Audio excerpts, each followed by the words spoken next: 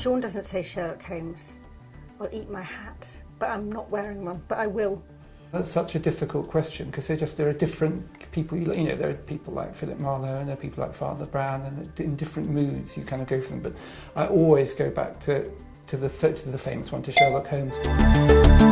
If I had to, if someone put a gun to my head, I'd say the detective hero in The Moonstone. Favourite crime hero maybe has to be the sergeant in The Moonstone by Wilkie Collins, who's really like the first detective, Sergeant Cuff, and he's eccentric and he loves roses and doesn't care what people think of him, and he really is like somebody who's laid the ground for other detectives to follow.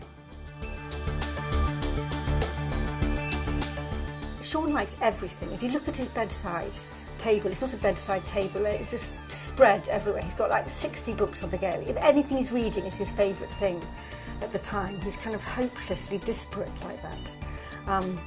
So maybe he would say The Wire, but he probably wouldn't. I really don't know what Sean would say.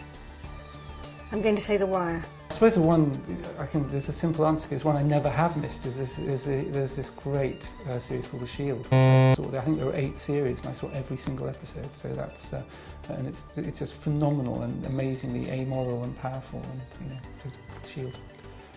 I should have guessed that actually. There's something we've tended to watch things together, so yeah, I suppose something like, you know, you could choose something like The Killing would be a reasonable guess at something she's pretty hooked by.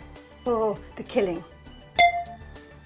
Definitely. It's different from it being a book. It's very, very, I don't know if you've seen, The Killing is very flawed, and it's all about just red herring after red herring after red herring. So if you went back and looked at it, you'd be frustrated by it. And so if you wrote a book like that, your publisher would tell you to go and look at the structure again.